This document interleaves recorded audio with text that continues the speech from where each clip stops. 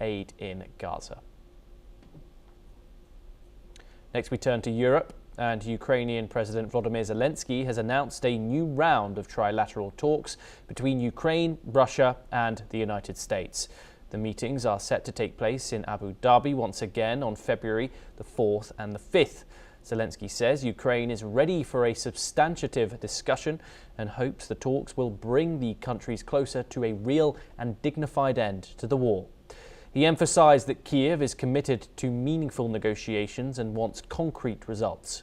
Zelensky highlighted that Ukraine's negotiating team has already prepared reports ahead of the Abu Dhabi meetings, signaling Kiev's readiness to engage directly in the peace process.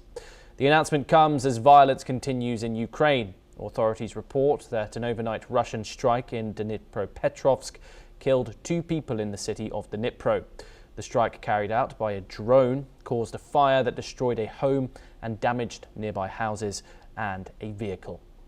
Sol Sadka joins us once again. Sol, of course, gearing up for another level of trilateral talks, but this, of course, occurs as violence continues on the ground in Eastern Europe.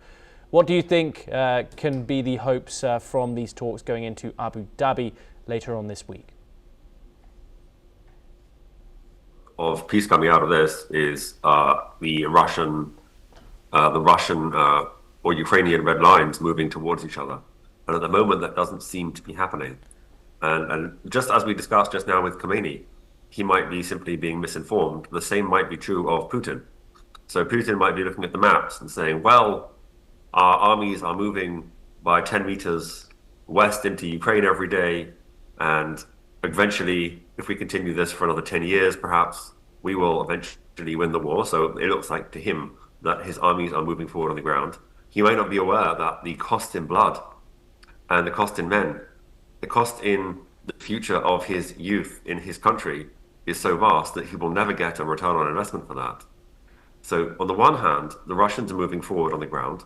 On the other hand, the Ukrainians are moving forward because they are destroying Russia's oil economy slowly, and they are wiping out its military capabilities in a very slow but methodical way.